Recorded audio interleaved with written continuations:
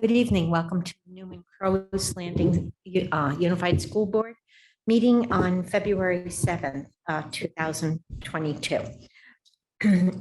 Can't hear me? Oh, okay. May I please have you stand for the flag salute?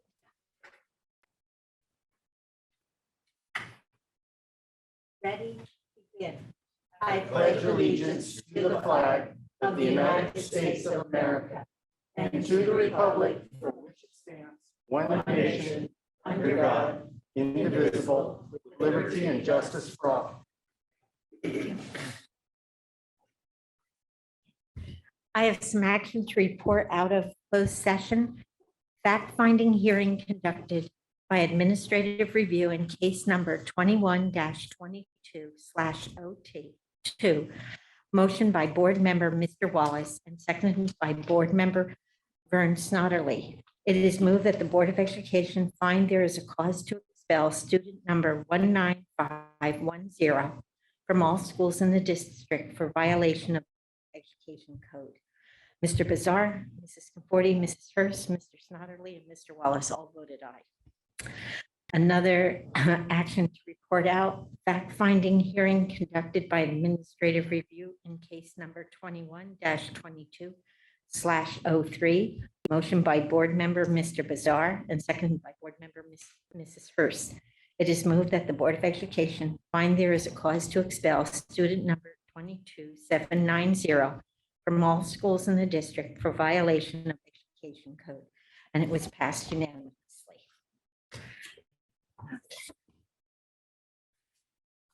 Public communication, agenda and non-agenda items. Any person wishing to comment on agenda and non-agenda items may do so.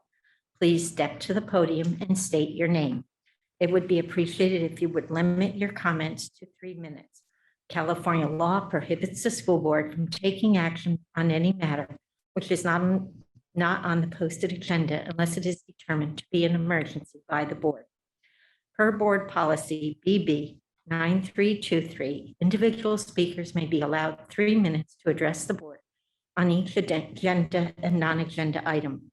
The board may limit the total time for public input on each item to 20 minutes. With board consent, the president may increase or decrease the time allowed for public presentation, depending on the topic and the number of persons wishing to be heard.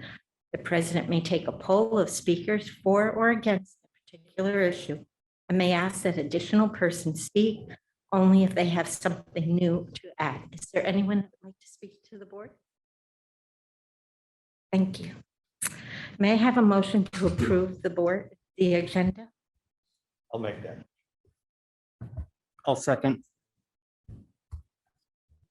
All in favor? Aye. Opposed? It's passed 5-0. Information discussion items. Student representative. Alexa. Alexa's on her way, so if we can move that to Sure. maybe after 10. We'll Oh, circle no back. problem. Not 10 o'clock, 10, no, item number 10. We're We'll not take staying here. Want to. COVID-19 update. Mr. Posey? So, had this report plan to give you, and when I pull into the parking lot at 3:30 this morning, or this afternoon, well, I'm stuck on our time right now. 3:30 this afternoon, I'm listening to the news, and California has announced that February 15th, it'll reduce its mask mandate for inside, not for school yet, but the mask mandate for inside activities is scheduled to go away February 15th, which falls in line with what we were seeing in the county. We see COVID cases on the drop, hospitalizations on the drop. And much like we thought would happen, credit to Dr. Vish, almost picked it to the day of when we thought that we would see this relaxation of regulations. The news report also says that they're going to have meetings to discuss relaxing school regulations on the masking mandates within the next 2 weeks as well. So we will wait with bated breath to hear what they come out with for that.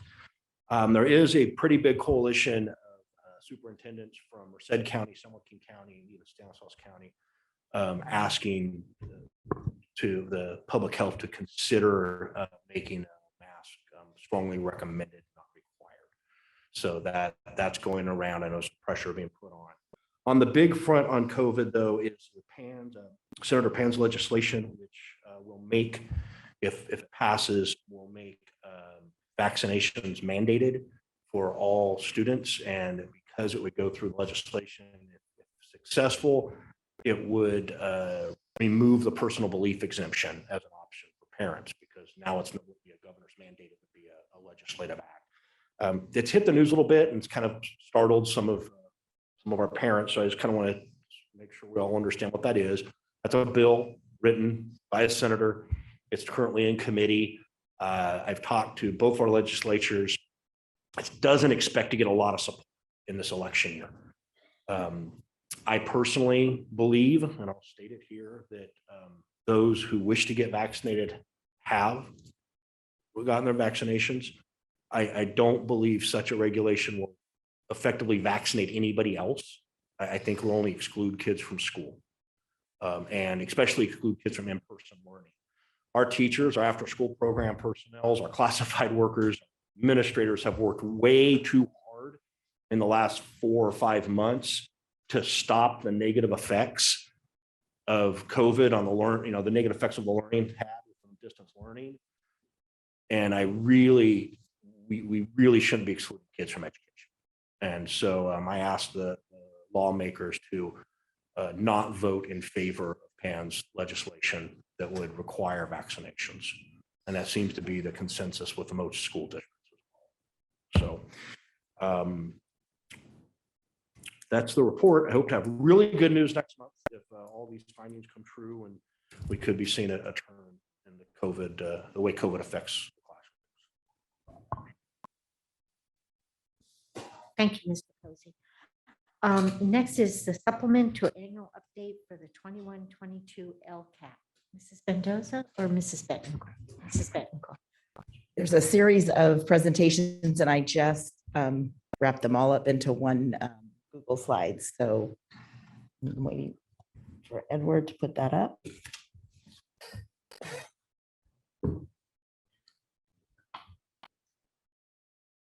So we're going to start with the LCAP mid-year report and supplement. This is new. This is 1 year only. It comes from Assembly Bill 130, which was passed this year, and it provides funding, additional funding through the LCAP. The funding part, Carolyn, if you have questions on that, she'll tag in. But we had to develop a plan on how we would use this additional funding along with our goals that are in the LCAP. So we're required this year to provide you with a supplement, which you have, should have in your backup. And we're also required to present it at a board meeting and also update you on our actions and our metrics. So that's what we'll be doing tonight. So as far as an update on the actions, I took what I felt were the highlights of our LCAP and things that we've been working on this year. So one of our big pushes this year is we're reviewing and expanding our CTE and A through G pathways and opportunities. So we're working on solidifying some documents that will actually support student choice as they move through these pathways and provide them with background and information about what courses will help them on this, whatever pathway they choose. We're providing a lot of professional development, but we're also being careful not to overwhelm teachers with too much professional development. They're very focused, and in the plan you'll see, I think I put laser focused on bringing the kids back, acclimating them back to the classroom, building endurance, and just getting them back into the swing of school after being out for so long. We're providing certificated and classified staff to address academic needs. So you'll see a lot of partnering at the sites with the instructional aides and staff members, mental health clinicians, all working together to support students in all areas of the academic, social, emotional, and physical. We are working on our final science adoption, which was interrupted by the pandemic. So we should be coming to you with some information on our elementary curriculum. We have our group has tentatively chosen a curriculum, and that will be adopted this year. We also are providing a lot of supplemental resources, iReady being one of them, Goal Book, and continuing with some of the ones that we already had in place. We have a district team that's focusing on special education and their academic and social emotional needs. And this kind of relates to some data that I'm going to show you in a few minutes. We're developing strong communication systems with our educational partners, which in the LCAP, they're no longer called stakeholders. They want to call them educational partners now. So whenever you see educational partners, that's the new way of saying stakeholders. That's just what they told us. So, but they're the same stakeholders we've always had, our educational partners, parents, staff, and students. Administering the Healthy Kids, the California Healthy Kids Survey this year, and it's going to give us some good data. We had a skip last year because of we were on distance learning. So we're going to get some good data from our parents, our staff, and our students that we can use to write our next year's LCAP. And if you have any questions while I'm going through, just you can ask them as we're talking here. The mid-year update, I pulled 3 areas of data to share with you. The cohort graduation rate, which has been updated in DataQuest. I pulled suspension data, and I pulled the reclassification data. So this basically, we're comparing 2019-20 to 2021 and 2020 and to 2021. So you'll see we didn't really have a huge change in our data. It was what we kind of considered comparable data. And this is both Oristemba and West Side. So this is data for Newman Crows Landing, the whole district.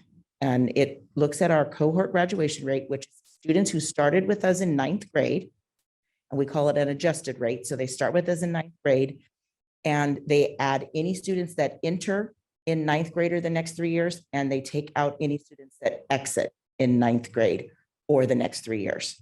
So you come up with what they call an adjusted cohort rate. So that is where these graduation rates come from. You can see where our cohort graduation rate is above the county and above the state average, the state percentage. District suspension rates, I had to kind of look at the data differently. The last year that we were fully in school for the whole year was 2018-19. So I wanted to compare apples to apples as best we could. So if you look at our 2019 suspension rate for all students, our 2018-19, you'll see we had a suspension rate of, these are students who were suspended at least once.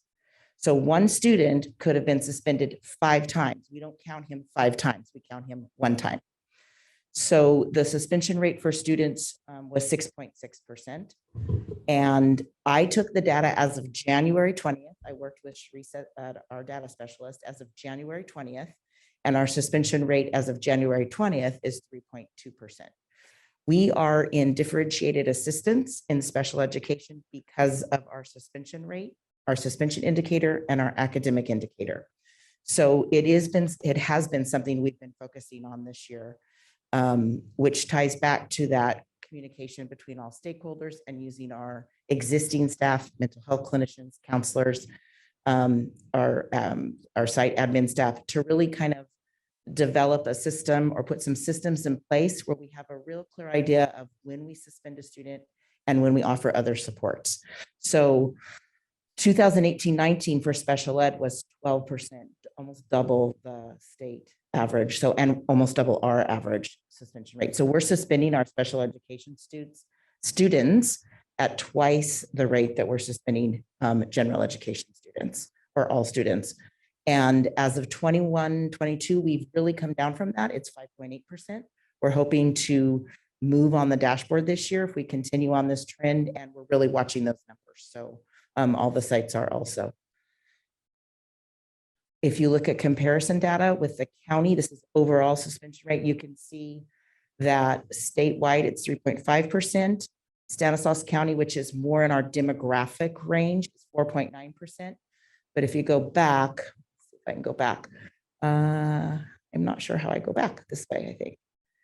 If we look here, our last actual indicator was higher than Stanislaus County. So we're really looking at this as an area of improvement and that we're focusing on. I also have the suspension numbers as of January 20th by site. If you look at the very first column, that's all students. You'll see the number of students suspended so far this year, and then the percentage. And then you'll see the number of students, special education students suspended so far, and then the percentage. Now, we expect our secondaries to be higher than our elementaries. But we are looking at it site by site and developing systems site by site. So, we're still looking at those special ed numbers at the secondary and working on how we can bring those down.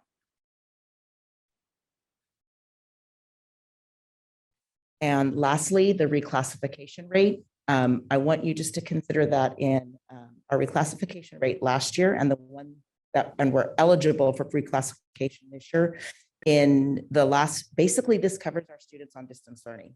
So during distance learning, when we went out in the spring, we were right, I think Mrs. Vargas just put a, where's she at? I know she's in here. We were right in the middle of LPAC testing.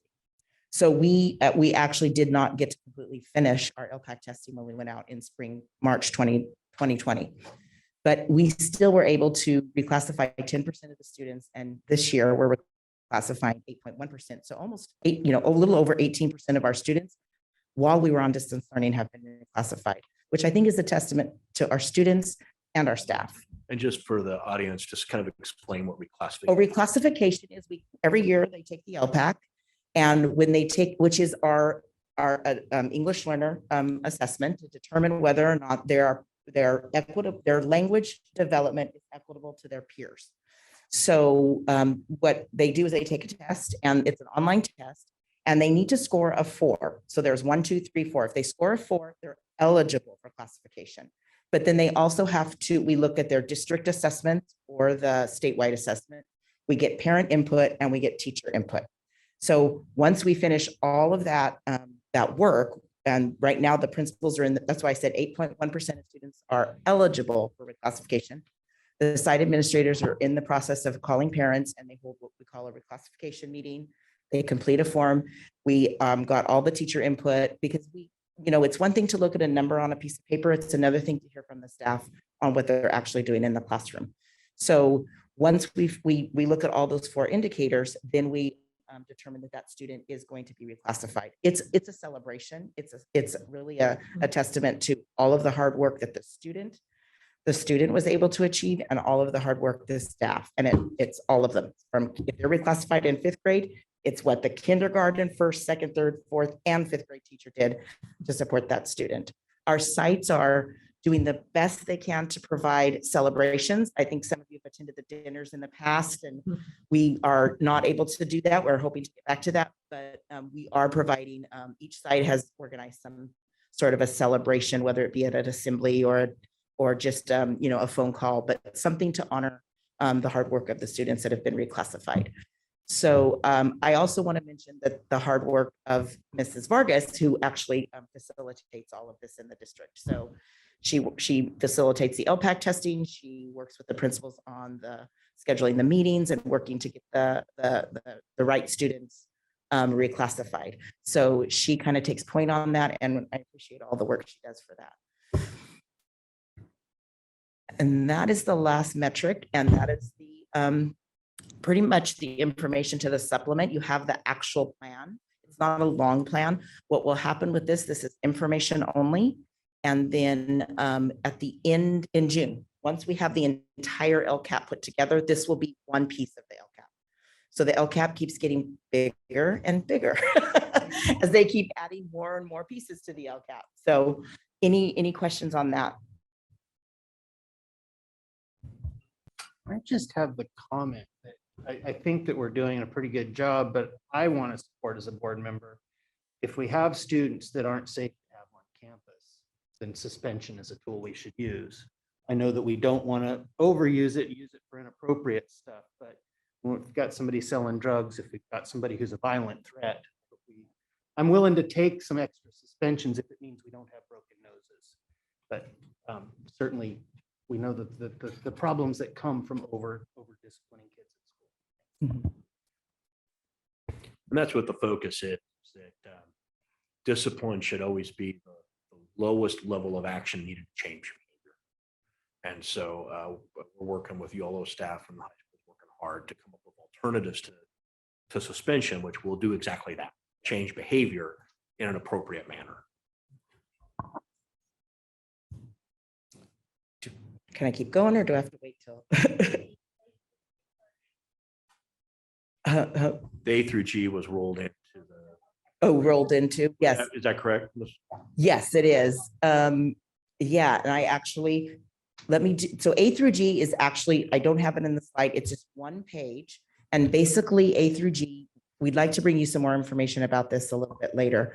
A through G is a grant to promote, to support more students in completing the A through G pathway and being college ready. So we have about 45% of our students right now that are considered A through G prepared. So they could graduate and they have a choice to go to college or not. That's up to them. But we want to make sure as many students as possible have that choice. So as far as the A through G grant goes, we are going to be investing in AVID at both YOLO and the high school. And we will be bringing you more information on AVID and what that looks like in that rollout. We have Adelie Donner Chavez at the high school. She's a learning director. She will be the director of the AVID program at both YOLO and the high school. And then we have Jeanette Cruz, who will be the coordinator of the AVID program at YOLO. And Sylvia Vargas will be the coordinator of the program at the high school. So basically our goal is to take the AVID support system and culture and make it a systemic part of OHS's support system and culture.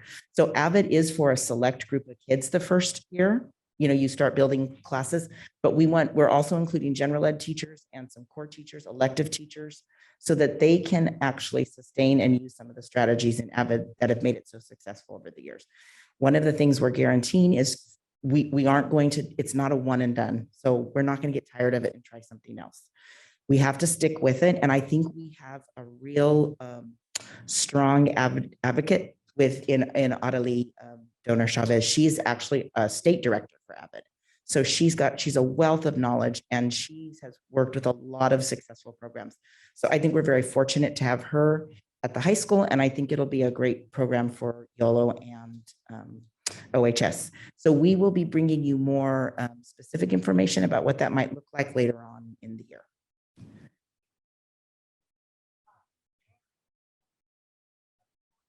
Yes, exciting. This is exciting. The principals they're tired. I mean, they've been working on this, and so is Allison, our Beyond the Bell director. So I kind of want to give you just a little bit of background on the extended learning opportunity program, because you're going to be hearing more about this throughout the year. We are now required to offer students starting 22-23 a 9-hour school day. We're also required to offer 30 what they're calling intersession days, and 10 of those will have to be. We're looking at July for 10 of those days, and then 20 of them are our typical summer school schedule. So that all starts 22-23. We could test the waters this year on what are some of the things we might be able to offer and use the funding, but we won't actually be held accountable for auditing in our 9-hour day until the start of the next school year. So we're testing the waters a little with a program we're calling Elective Hour. This has been a group effort. So it's involved site principals, myself, Mrs. Vargas, Mrs. Briones, Allison, Mrs. Cassidy. So we've all met and kind of planned a program for students on, it's an opportunity to extend the day, but it's also an opportunity to vertically align our pathways and start kids thinking as young as elementary age, as young as TK, what I might want to be when I grow up. Or what I might want to do when I grow up. So we are starting tomorrow. So, we're working out a few kinks, just a few little things we kind of worked on today. It'll run till April 14th. So once we go on spring break, it's kind of like our little pilot group. It'll be Tuesday, Wednesday, and Thursday, and it's 1 hour after school. Each of the sites starts and ends at a little bit of a different time. So we didn't put specific times here, but it'll be for about an hour. The ratio is 1 adult to 20 students. we're providing busing. We didn't have a huge need for busing, but we're providing busing. For the expanded learning opportunity grant, it's about access and offering. So they want us to make sure every student has access, which means we bus if we need to, and every student understands what we're offering, and every parent, so they have to have access and offering. So it was offered to all students. Parents were able to choose whether their child attended or not. We got a really good, each site had a little bit of a different, has different numbers. They could be more specific about that if you have questions, but Von Renner is our biggest site, and it's going to have our biggest elective hour program.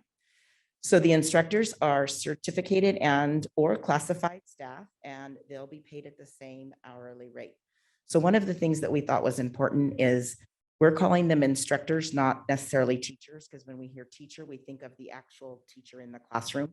We're calling them instructors because it can be a classified staff member, or it could be one of our teachers. It could be a custodian who is good at gardening, because we have a garden club.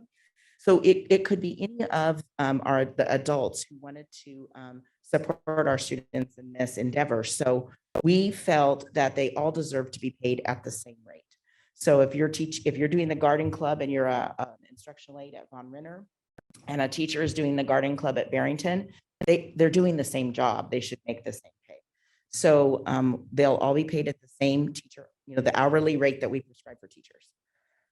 These are the 4 electives that we're offering, and we're aligning them with what we see going on at the junior high and the high school. So the Green Thumb Club is basically would be on our ag pathway. So the kids are going to start school gardens. They're going to learn about planting, soil, harvesting, how to grow things. Art in Action we have a great art program at the junior high and the high school. So we want our kids to get started earlier on that. I'm excited because Gabby Lane is going to actually teach Art in Action to our Barrington students. So we're crossing some grade spans also. We have, I think, a couple of high school teachers coming down, and maybe a couple of YOLO teachers. I'd have to look and see. It's been a while since I looked at that chart. Robotics and coding is, if you've ever heard of microbots, Mr. Posey knew all about them. I did not. I think it's going to be really exciting. It's a big deal out there. I did not realize what a big deal it was, but it's a new thing. And I put some little blurbs there that you can look at later if you're interested. And of course, performing arts. And performing arts can be music. It could be art, dance. It could be theater. And so we have some actual. We have one of our students who has actually been. I don't. You guys know Yaya Anastasia Munoz. She's always been involved in our drama department ever since she was little. I had her in 1st grade, and she's actually going to be one of our instructors now. So I think that's really, really cool for the kids. And I think it's nice to see that there's a path. She had a pathway to support our students. So those all are going to follow. We'll build this as, this is our first little dabble in this, but as we move forward, we're going to see how it goes. We'll reevaluate at the end of I think it's about 6 to 8 weeks. And then we'll be right away planning for next year. We're looking for next year that these would be offered and kids could rotate through them by trimester. So I want to do robotics in 1st trimester, then I want to do art. So now they're getting a little taste and they can start developing likes and dislikes and what kind of resonates with them. Any questions on the elective hour? I would just like to say that this doesn't happen. You can imagine how many moving parts are involved in this project. And it doesn't happen if all those gears aren't lined up, just clicking. And this is our labor partners, CSCA and NCLTA working for us, are beyond the bell, asking them to do yet another thing for our students and not getting anything thrown at me was very impressive. And all of our principals tirelessly scheduling this. It's really, you talk about the Newman Crow's Landing family, and this is one of those things that just personifies that really it's because we all are here for the kids that this can come together and work.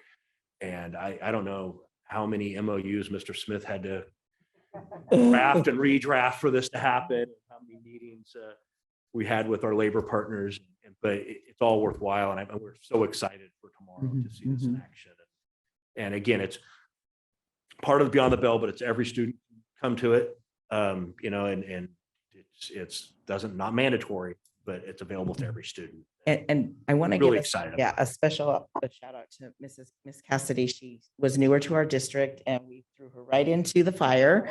And this really does, it's going to eventually all meld together. Carolyn and I were both in on a webinar, the extended day where kids are in school for 9 hours and the ASP, they're all impacted. So, and the extended day, the 9-hour school day is from now on. Right now it's funded indefinitely. So we're required to provide a 9-hour school day to TK6.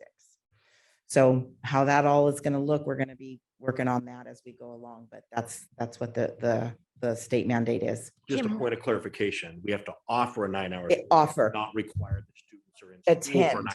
Yes, we Just have to offer, it's about offering and access. Did we find that most or many of the students that were in after school already chose to do this? Or, About 50-50, yeah. and so then the other half are students who don't normally stay after school, but they Yes. chose something because of this. Yeah, so it would be easy to offer access to our ASP kids, or Beyond the Bell kids, sorry, old habits die hard, are Beyond the Bell kids, but that's exactly what Mr. Posey just, we have to offer it to everyone, whether they're Beyond the Bell or not. So there'll be logistics that we have to work out over the coming years, I think, for a while. After the community finds out, and they've heard some of it because they're in schools, but say if we have a person in our community that is a woodworker, or could they volunteer? I think that's the next step. Yeah, right now with our restrictions, but as things Right. ease up, that's, if you want to visit the newspaper office and you want to see what journalism is like in action, you can have someone come visit from, a journalist. So that is the next, we thought about using county artists. So yes, but we had enough, Oh, yes. we had enough artists in our own district that were. That really- sounds exciting. I want to go Mhm. back to school. I think my last one is universal TK. So, and you've probably heard a little bit about this. So another law, oh. So I just have a quick question. So I think it's a really good program. I like it, children kind of finding out what they want to do in their future. And you said it was open to like adults who know what type of career they're offering. So like a janitor who is really into gardening can do this and teach students. Do you think that's kind of going to be available for high schoolers? Because I know a lot of high schoolers are really interested in doing these types of like programs. And there's a lot of high schoolers who are working like outside jobs and have their own local businesses. And it would be really cool if I could kind of introduce that to them. Well, I think in the past, we've always had, when I was a teacher at Hunt, we always had high school tutors coming in. And I always thought it was great because the kids actually know you're a grown-up, but not really a grown-up. You're like still a kid. And they kind of just love, they love it. They love the idea that a high school kid is in their classroom. I don't see why not. Again, we have to, logistically, we would have to figure that out. It is after school and we have done that before. So I think where there's a will, there's a way. And it's also a key component of the AVID program. As we Mhm. down to the middle school, you have student tutors, high schools that would come down. So I could see this marrying nicely with that concept. So Mhm. yeah, I see it very possible. Mhm. Probably not this month, because that's just another gear to add to the machine, Yeah. but very But possible. that's a great question. And if you'd like to visit it, just contact me and you can come visit this year and you can kind of see what it's all about. And we can kind of take you around and you can then have a better idea when you explain it to students at the high school.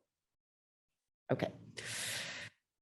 Mr. Vark, It's- is he going to do the facilities report? TK. We're on Sorry, transition. one more. Oh, We just wanted you to have all the information because things are coming at us fast now. So we don't want someone in the community to come up to you and ask you a question and you say, I don't know what you're talking about. So we are on a track for a 5-year implementation of universal TK, which means all 4-year-olds would have access, again, not be required, but have access to TK in the district. Lots of implications for that, for a lot of different things. So our very first year starts next year and it's going to be done in phases. So as you can see, right now we offer TK to from September 2nd to December 2nd. So we're going to expand that out. Anyone who turns 5 from September 2nd to February 2nd. So they, right? Am I getting that right? I always. So each year, you see it's April 2nd, June 2nd, and then by 25, 26, all 4-year-olds will have access to what they're calling universal TK. The way we did the projections, we started thinking, well, what does this look like? And Edward's going to click on that link for me. I had Sharice again. Sharice has been great in providing data throughout all of this, because there's a lot of data that we need. So if you look at it, we pooled the birthdays of existing students. We looked at it like 4 years straight, and how many students have birthdays between those months. And we basically, you can kind of see it's fairly stable. We had an outlier in 12-13 with only 29 kids. So we're considering that in this first round next year, we're going to add at least one class. So that's kind of where we're at. And if we have the numbers and we add at least one class, it will be at Von Renner Elementary. So that's kind of how we made those projections. Go back, sorry. Staffing for a classroom right now, next year will be 1 adult to 12 students. And we'll talk a little bit about who we can use for staffing. As we move along this 5-year timeline, by the time we're done in the 25-26 school year, it'll be 1 adult for every 10 students. Oop, wrong way, sorry.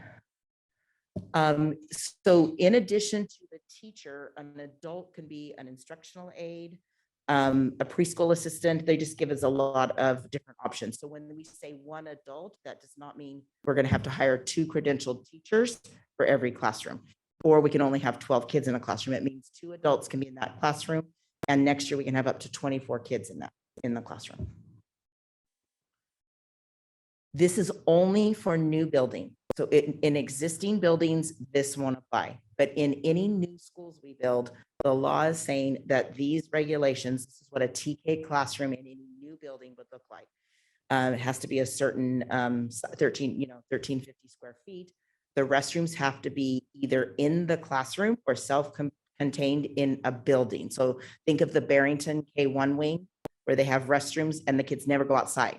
So to go to the restroom. So that's one of them, their own play area, a supervision. So these are things that don't impact us next year, but as you're thinking in the future, it will impact decisions that are made and the way we, the classrooms that we design for our TK students. Mr. Smith, we work with, of course, with HR on the requirements. He's already kind of digging in and looking at do we have existing staff that meets these requirements? Do we need to hire out, or look from outside our district for these requirements? So we're already beginning this process. So it's the early childhood development units that not all teachers have. So, but some do. Anyone who started before, I want to say 2015, like our existing teachers, they are fine. If you started teaching TK before 2015, then you're good with they're grandfathering you. It does have implications for special education. So these students are treated just like kindergartners. If they have special ed needs, we have to meet those special education needs. For this age group, where it might particularly hit us is speech and language. And next steps for our district. Tonight, we're presenting this information to you. On Wednesday, we have a registration here at McConnell, 8 to 3 and 5 to 7. So we'll start looking at numbers. We need to start planning for those additional students. Again, Von Renner would be our next site to open up an actual TK classroom, and then staffing decisions, and that's ongoing work with HR department. So we're ready. We're starting to work on this, and we'll have more information for you as the year goes on. That is it. Mrs. Bettencourt. Take a glass of water. Do they have, in the classroom, it has to be an adult. That adult does not have to be certificated, but has to have ECE? One adult has to be a credentialed teacher with the early childhood education units as Okay. part of their credentialing. The other adult can be a classified staff member in that classroom. So all trans and the TK will have at least one certificate. Yes, just like we do now.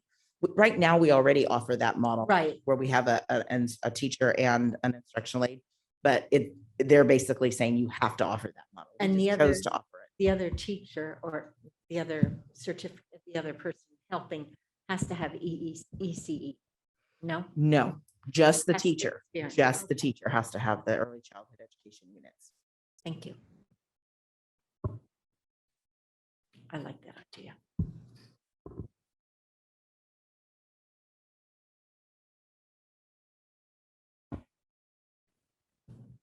I have, The facility, yes.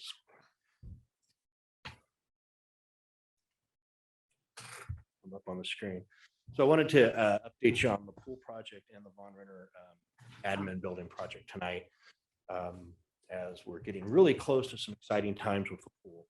So here's a real and cartoon aerial map of the OHS campus that's affected by the pool project.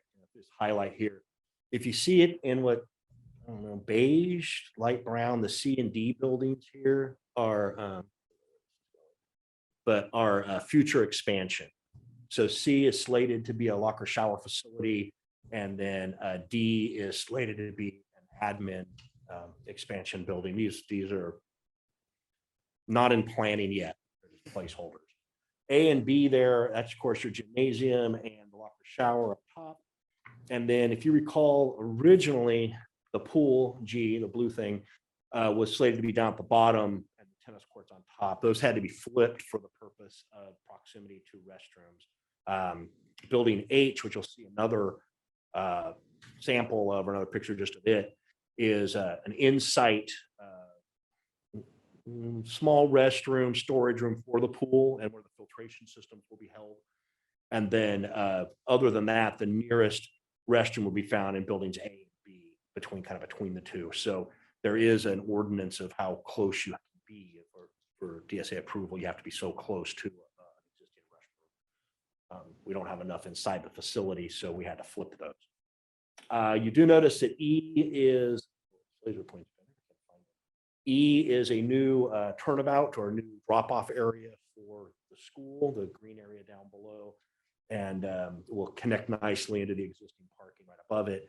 And then F are the new tennis courts that, of course, are being removed from where kind of C, H, G are now, and rebuilt below them 4 courts with 2 additional courts over in the park, noted as F as well, which will come into conversation a little bit later. For a total of 6 courts, which would be really nice for hosting tournaments, things like that, for the tennis team.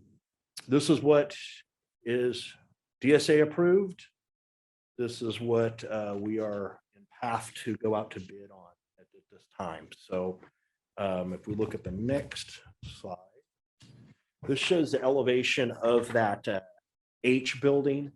This is the restrooms. It has storage area. It's got the different rooms for the chlorine and the acid. That's what it is. And it's what you would see if you were in the pool looking there, including the Warriors logo. We chose the O. And it's a nice looking building. That'll be an additional building we'll see. And you'll see the backside of that from the football field, which is what would be visible, the football field. So this is where I want to do some explaining. The original budget on this was $5.6 million. That was pretty much just for the pool, not all the stuff I just went over. The now updated expected cost, again, we haven't gone out to bid yet, but we're anticipating it coming somewhere in the area of $8.2 million. The reason for the increase is the 8.2 is the whole package. It's tennis courts, which originally weren't slated to be torn up and redone. It's includes the new entryway into the school, the new loop. It includes the Lions Park tennis courts as well. So all that's now put in one cost package at $8.2 million, which made me gasp, made me panic And I looked at Carolyn with this, oh no, look, and she went, we got it. We got it. And she's been amazing.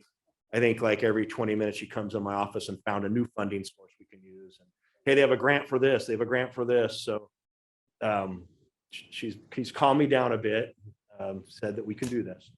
So that's why the change, why it's about 2.6 more than we had maybe originally reported. One of the things we're doing when we go out to bid here is that we're putting most of the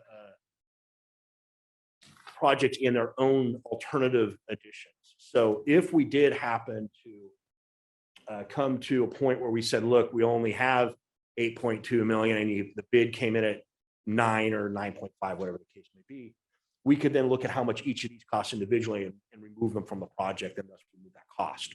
So if it did came that money was not possible, we then could look and say, okay, what can we do without? What do we need? And so if we look at it, the timing and scoreboard system inside the pool for swimming and for water polo could be added later. Could look at alternatives to that. A start system, again, for swimming, pace clock, judging platforms. That's going to be a separate project or separate bid inside the project, I should say. Using concrete base on the tennis courts instead of asphalt. It's going to be a small cost difference there, but that will be one of the things we could look at and prioritize. Having 30-foot pole lights in the facility to light it up at night for night use will be a separate project, and so a separate bid inside the project. The paint logo artwork will be using actually a powder coating on the fence and the gate around the complex. Is again a different bid inside the project on the wing screen. But the big one there is going to be the Lions Park tennis court project. Those 2 extra courts, and because we build them, we have to provide ADA access to it, which means we're going to be doing a lot of repair work on the sidewalk so that you can get to those and not. That's going to come out at a pretty big price tag. So depending what that total bid process, our price is, we may have to make some priority decisions on what we keep and what we don't keep. That would come to you at a later time. Mr. Posey, like the sidewalk part for the second part of the tennis courts, could the city be a partner with? We hope so. with- Yeah, we hope so.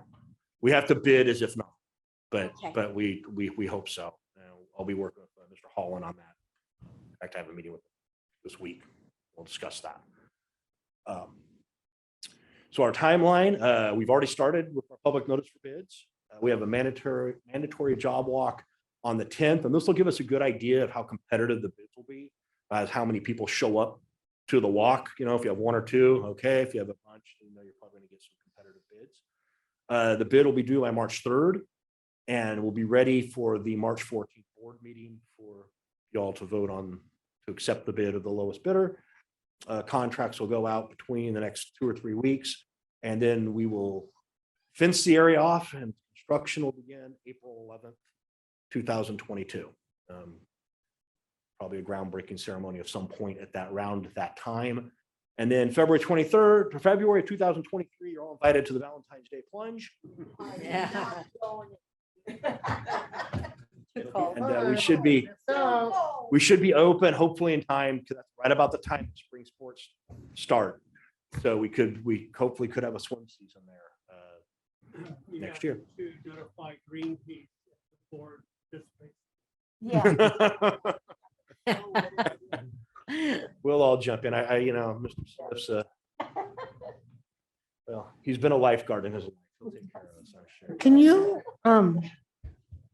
review how the drop-off's going to work with this new configuration of the in E? If I could get this laser. It looks like you're going to have students dropped off in the middle, and then you're going to have students crossing the street where sophomores with a brand new license are going to be driving around them. Yeah, I would imagine the drop off will be more as you first pull in and they'll exit to the right onto campus. Don't have the laser pointers not working there. I'll blind myself looking at it. So where you see it come in on the right side of the loop, I'd imagine it would come in there and get So this dropped off. Yeah, that curbside. I certainly wouldn't advocate them walking across the parking lot without some type of traffic control Okay. for that purpose. so- The big upgrade in that is the buses now makes it easier turn for them to get through. Right now, that is so tight to get through that U section. That's really tough. Mr. Posey, I believe the bus drop off will be in front of the gym. I Front of the believe gym. the design. That's is- going to go all the way to the gym. Okay. Yeah. Okay. Good. Yeah. Okay, so I have a question. Do this. So if we're going to fence it in and start the construction, how are the students going to get into their parking net? I mean, do they go in by where the tennis courts are or what? Because if you're gonna, She's looking at this section. For the existing now.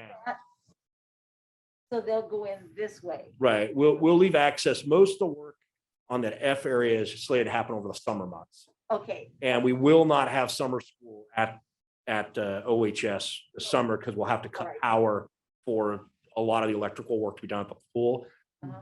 Sorry, students, that's not to say you won't not have summer school. We'll just move it to YOLO. just not, So yeah. it's still going to have it, but it won't be on site. And so that's in the assumption that we'll come up with the money to do that, to drop off and to do egress and, Carolyn's confident. I will remain optimistic, okay, cautiously Yeah. optimistic.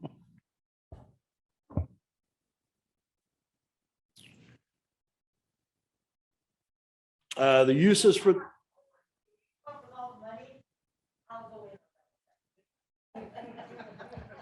so we have Vern and Rosalie as a yes. We look at possible uses or definite uses of the pool. Of course, sports, it is a competitive swimming pool. We can certainly have a water polo team. It'll be geared for nice regulation water polo courts, if not 2 for tournaments possible. Competitive swim teams in the spring, both boys and girls on both of those. We certainly can do swim units during PE, and as Mr. Snodley suggested a meeting ago, we could look at having open swim times for the lower grades as well. All of that would have to be worked out, of course, with the scheduling and lifeguard availability, teaching availability.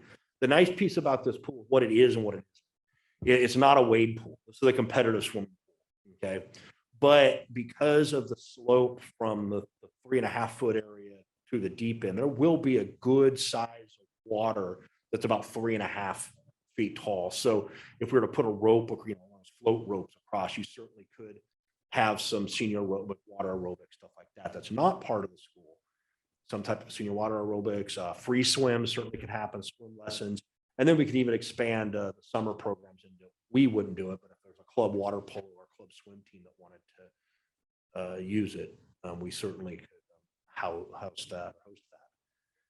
So there's a lot of ways that we can partner with the city. We've been in conversations with. We will get those pool committees set up, meetings set up, and start those conversations ASAP, because sounds like a long time away until we plunge, but February, it's a year away, and it'll go quickly. The next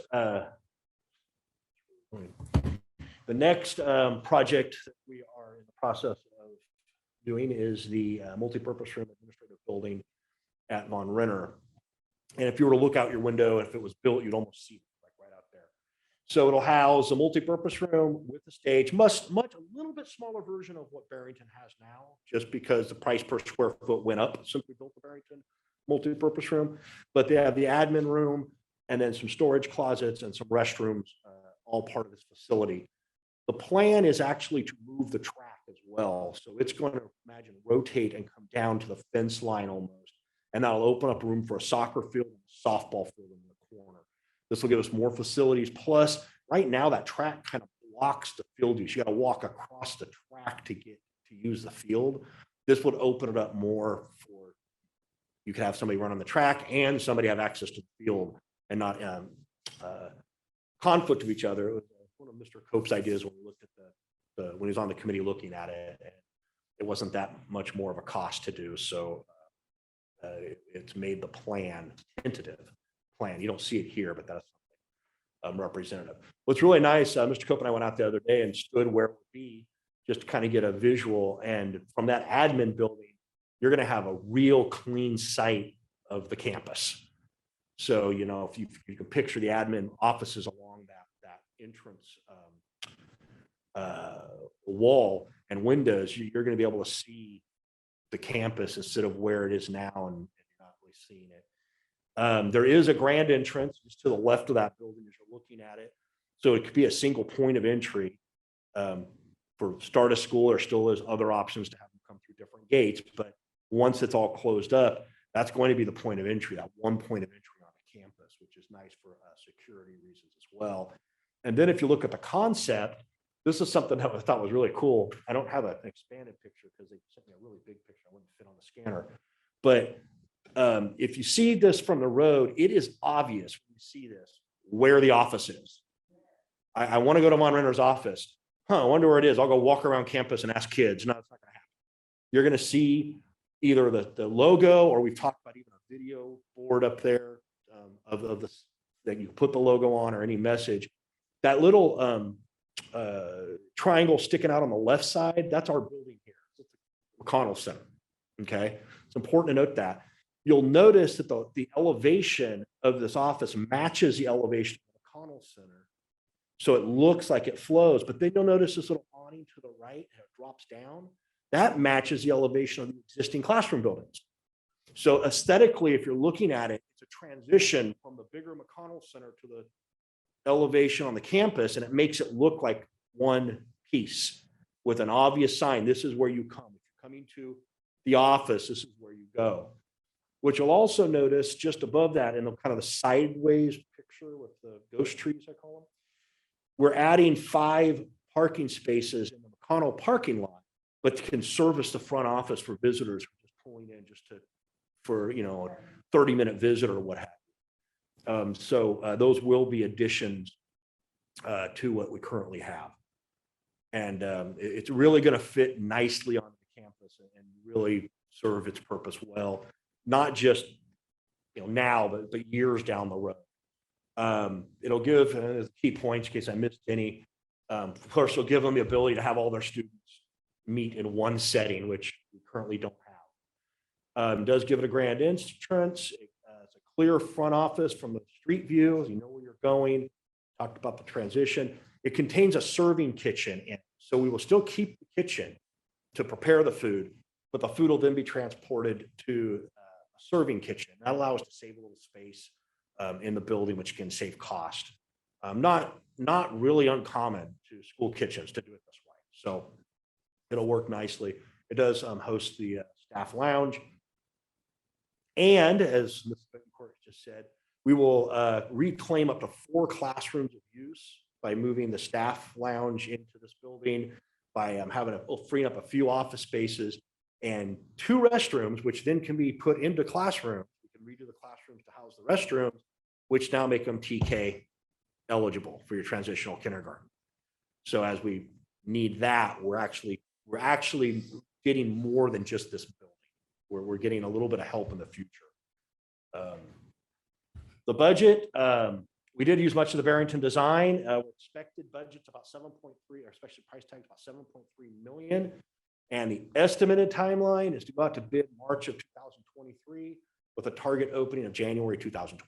And again, this is very rough, right? This is, you know, we're not counting for any rain or any DSA telling us new regulations or anything like that. That's probably one of those too early to say that March 2023, but that's where we're at timeline.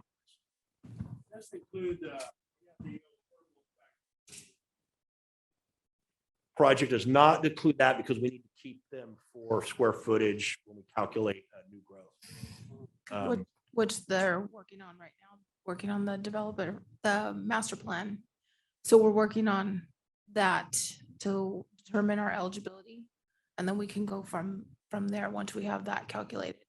It's important to note also for the budget piece is that both of these projects have huge contingencies built into their numbers. So they really do think that they're padded on the high side so that we're not going to get blindsided like we did last year.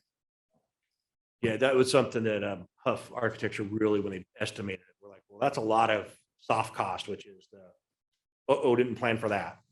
And so we do believe they'll come in below that money. I think that's why Carolyn was breathing all of these. Just sure you all know, change order. Construction. Our goal is not to have them. They always seem to pop up as building gets built, some unforeseeable thing. And that's where the soft costs come. When you put in a 10 or 15% soft cost, that's for those type of change orders. But any major changes should be done before we go to DSA. And especially with the Von Renner project, we know what we're gonna be dealing with once we get digging. We had to do some trenching a few years ago. We know the underground, there's probably not a lot left. There's gonna be some new things that need to be done. Fire systems need to be improved, things like that. So all of that's been kind of considered, and we kind of know we're gonna have some challenges with the infrastructure, especially with the older building. The serving kitchen, so the existing kitchen will be a prep kitchen and then they'll cart the food over and serve it out of the new. It'll have like wet heaters and heaters to keep it warm, what have you. Yeah, Perfect. depending on what you're serving. Sure.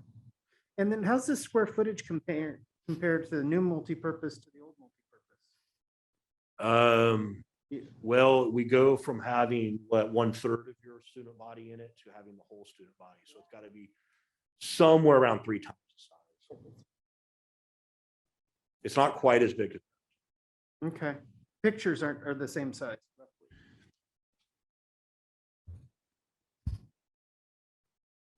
Well, okay, so if you see where the multi-purpose ribbon with what the usable is on the other side, you're getting a lot more of the multi-purpose. And when we gave him the square footage, he's said it would hold into the 500 kids, just so shy of that. So, Okay. what is your you hold 516, right? What is your cafeteria hold? 200. Yeah, that's all a product of square footage divided by factor. I think it's 14. Okay.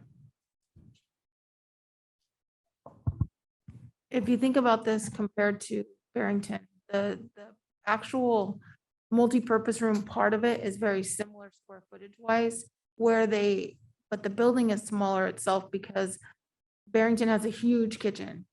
It is probably the biggest kitchen I have this in the district. So this is a very small kitchen, about the size of what we have at Hunt. So it's very small. So we put all of the space in the open space, and even with the stage, the way the stage is designed, made it so that we can accommodate more people, the most amount of people in the footprint. They even reduced the size of the platform a few feet just because we get more kids in instead of taking that up. It's really designed as be able to house the student body. Nope, and that's it.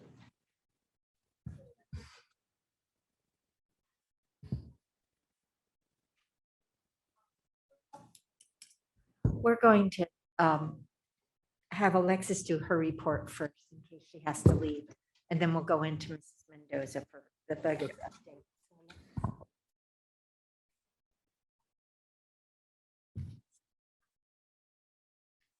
So I just want to start off with showing off some of our band uniforms. So I apologize for being late, but I came in with style. And so we have a few seniors here. We have Kristen Rogers in the back. Please stand. We have Summer Pruitt. We also have Andrew Mason and Caleb Thompson. So as you can see here are our new band uniforms. I'm wearing one as well. They are very cool. And so I'll let Mr. David Clark take over. Basically, that here it is. They look cool. There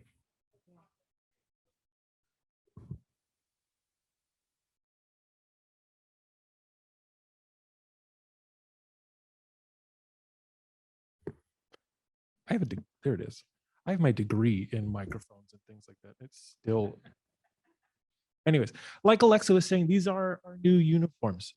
They are brand new as of last pieces were delivered last month, which is why we weren't able to have them for you at that board meeting, because it was literally the Friday before that we finally got all of the pieces in. We do have another model in the back. My sister, Brittany Clark, our librarian, is modeling our previous uniform.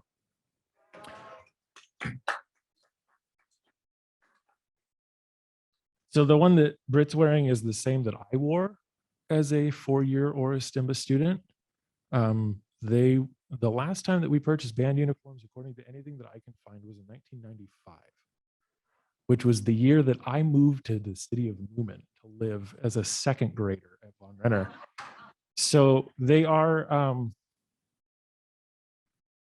we took care of what we had and what we were able to, but it was definitely time to be able to upgrade to something that is more modern and more usable for our kids now. If you want to come by, you can see all of our old uniforms still. They're still hanging in the band room. We're figuring out what we're going to be able to do with them as far as how to recover some of the costs and things like that, because our uniforms, like everything else, are super expensive. And so we don't just want to throw them out, because that would be really bad, really in poor taste, especially with a lot of the history and tradition that we have built into these already. So we're looking forward to getting a good set of years use out of our new ones. Probably not going to be on the order of 20 years if we're being honest, but we will do the best that we can to make them last as long as possible. We do have to say thank you to Mr. Pruitt over here, our principal, for kind of spearheading and making sure that we were able to get what we need in order to be real successful. So thank you for him for sure. And then also thank you to Miss Carolyn up here, who was able to sort of last minute swoop in and, in her words, find us some money. And it was all of a sudden kind of like, hey, we've got this, let's go. Cool, let's do it. So thank you guys as well. We appreciate your guys' support. And I don't want to take up too much more time, but that's what we got. So I can answer questions if you have any. We can sit and gossip for however long you'd like. Hi.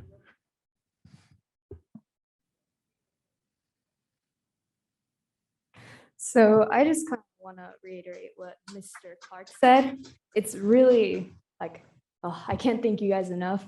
Since my freshman year, I have been like told we were going to get new uniforms, and new uniforms are coming in my senior year, and we finally got them. Very exciting. Very happy to be wearing one. It's really nice to have some, especially with the fact that they were very old and they were kind of falling apart. But we're very happy for the future kids and for the kids now to be able to wear these uniforms. So thank you again. And so for the report. Okay. So for the past month, Stimba has been very active, actually. So let me start off with our winter formal and homecoming week that was hosted by the junior class. It went really well. The theme was Old Hollywood, and students kind of dressed up according to the dress-up days that student council gave. So Monday was pajama day, Tuesday was like celebrity / iconic duo, like Old Hollywood Day. Wednesday was newborn versus senior citizen day, in where underclassmen dressed up as newborns and upperclassmen dressed up as senior citizens. They really went all out with this one. I saw canes, I saw baby bottles, I saw diapers, I saw everything. And Thursday was meme day, and Friday was spirit day. So the dance itself was really fun. Many students assisted with different Old Hollywood outfits, and our homecoming royalty were elected. It was definitely a breather for a lot of students because many of them have been busy with school and were finally attending a relaxing school event after, like tests and exams, and AP practice is coming up. So a lot of students are kind of really stressed out. And so sports and extracurriculars have also been a huge aspect on campus for the past month.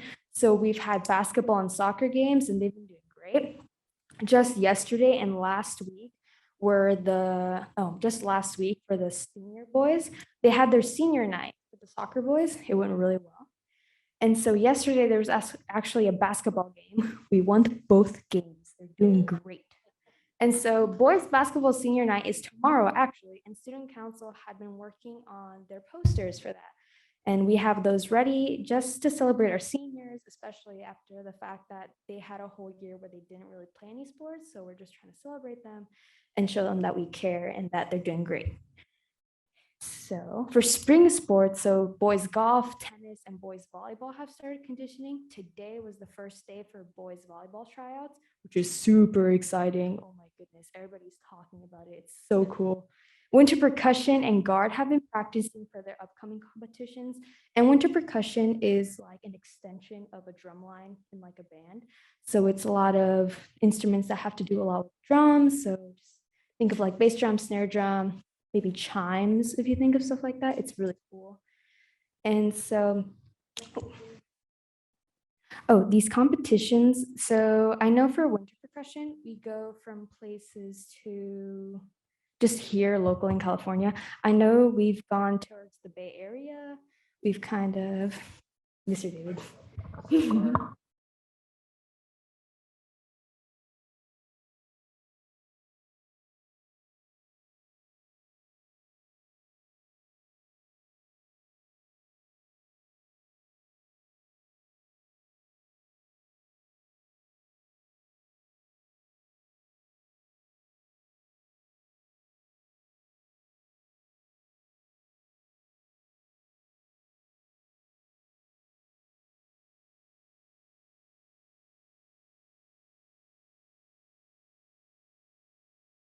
Could you put out a schedule to myself and maybe the board members so we know what it is?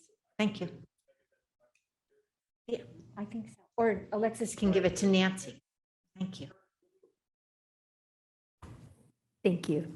And so, yes, of course. So, and with these sports, there have been weekly COVID testing for students for them just to be safe and for us to just check up on how they're doing, especially COVID wise, because, you know, when you're doing these clubs and stuff, you want to make sure we can avoid any spread at all. And so our clubs like Rotary and WOWI, which is Warriors Organization for Women's Empowerment, I like their catchphrase, but HYLC and the Anime Club, which is a new club, are hosting and attending meetings. And our one of our newer clubs called the Fashion Design Club are actually selling scrunchies, and they have been selling adjustments for clothing. And from last what I've heard, students are finally reaching out to them and getting their clothing adjusted. They're buying scrunchies, so it's a really good opportunity for students. And our mental health club, which is organized by right there, Miss Brittany Clark, NAMI, is catering to mental health of different cultures and ethnicities, especially it being that February is Black History Month. And so we're helping students feel self-appreciation with Valentine's Day coming up, and we are hoping to attend a self-empowerment and connections conference in Patterson called Invest in Me. So the Student Council has started their prom meetings and are investing themselves into an upcoming rally. We have also been honoring Black History Month with a daily poem or quote in the morning announcements. And we are also planning to have a whole week in celebration of this occasion with dress-up days and lunch activities, just to, you know, show the students what it means to have a Black History Month and kind of just educate them and celebrate that. And so seniors have been busy with their senior projects and signing up for scholarships like TSCA. We have actually had meetings where our counselors really went over the application and told us the importance of applying for TSCA even after high school. And so some students have actually been receiving their acceptance letters. So someone I know was accepted into the University of Portland with a scholarship into their nursing program. It was a big scholarship. They did a really good job. It's really cool. And so on the topic of student achievements, 3 students from Oristimba all placed top 3 in the Rotary speaking contest. So the topic was about how students are serving others and changing the lives of their community. So first place was a junior of Jesse Rios, then another junior of Lori Culpepper, and a junior of Tatiana Veloz. And so this has been what our campus life has consisted of for the time being. In the next month, there's going to be more details about sports, extracurriculars, prom, and even iReady testing, which we started our math portion today. It was very long, but you know, it's something that needs to be done. So thank you for listening, and please admire our new uniforms. You know, they're very cool. Yeah, thank you. Thank you very much. Nice report. Okay. Mrs. Mendoza, budget. Waiting for Edward to load that up. This is going to be an overview of the governor's budget proposal that he's outlined for the 22-23 fiscal year. I'll have to use I need the clicker. Mr. Posey, can I have the clicker? I scrolling it on my computer is not. Next year. That's okay. Careful. Oh, you know. So we're coming into some really strong revenue growth and a really large budget surplus, which was unexpected. But things are slowing down because of the surge that we're going through right now. So they outlined 5 threats to the budget in California: the pandemic, climate crisis, homelessness, cost of living, and crime. I think inflation is going to be a big discussion this spring. The emphasis on the budget as a whole is away from K-12. We're not, and so the people who put together these types of things, they all get a little bent out of shape because they say, well, you know, it's not all about education. And there are other priorities in the state. And we have to realize that we can't have all the money all the time.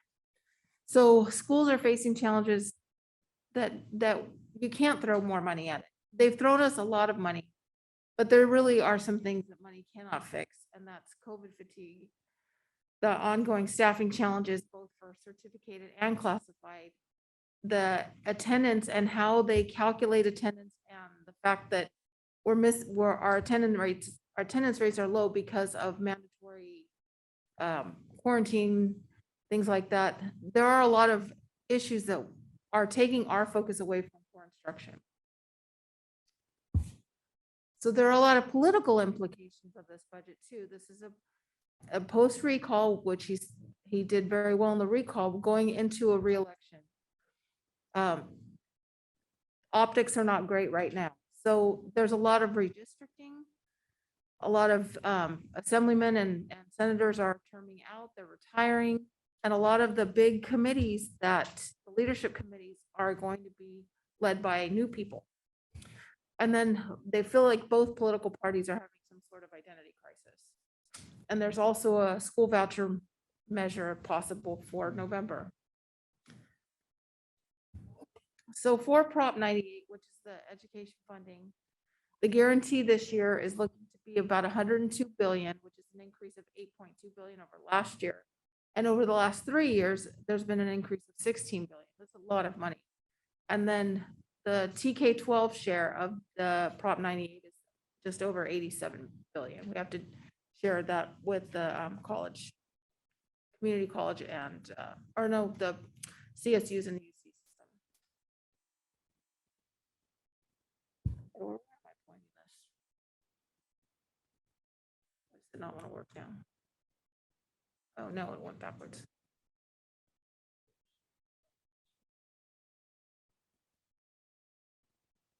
Can you go forward, please, Edward?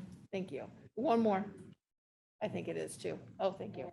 Okay, so what's missing from the proposal is any increase to the LCF base funding above COLA and assistance with STRS and PERS obligations. That was just very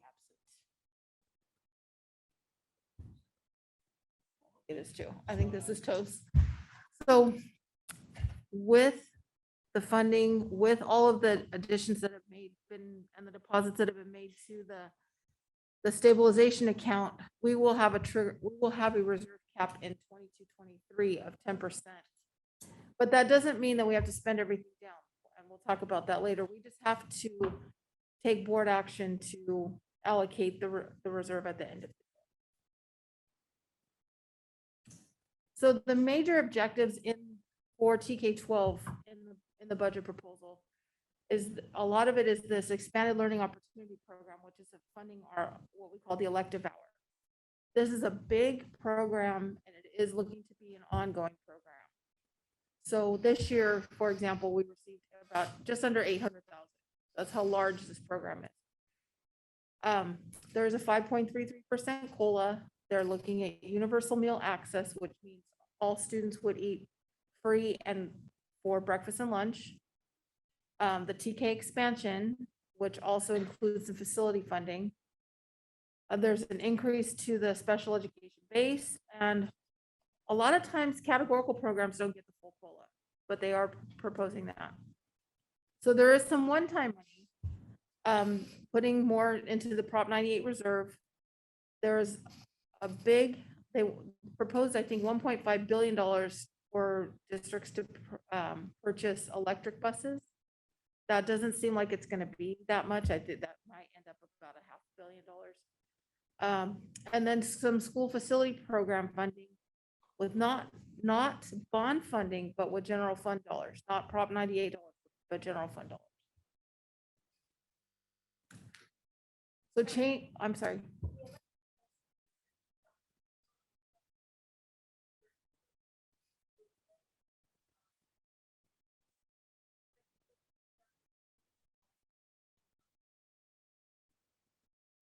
That I don't know. I don't know if they can apply for funding. I don't know if they can apply for that funding or The buzz as we've been talking about this at CSBA is we're out of luck. That it would need to be a district-owned bus. It's sort of not. Right. the And yeah, big buzz about the CSB in my CSBA group is that we can take in the mountains and Stockton. These buses don't go a whole route. You know, in Modesto City Schools bought a bunch and they can cover their whole route. Stockton and any place in the foothills, electric buses won't cover a full route. so changes to the funding formula. Of course, there's the base increase of 5.33%. That's what's proposed right now. And then they're looking at the concentration grant, which is how we're funded on our non-duplicated students, from 50% to 65%. And that additional 15% is to be used for additional site personnel. So what's happening is local control is being eroded at the state level. And this is something that I've been in my CASBO working groups. This is something that we're really aware of, and it's becoming an issue where this governor is really loves to take the one-time dollars and make a new categorical program instead of putting the funding to the base where everybody can benefit from it and really let the local districts decide where the money needs to be spent. He's putting strings on almost everything that he can.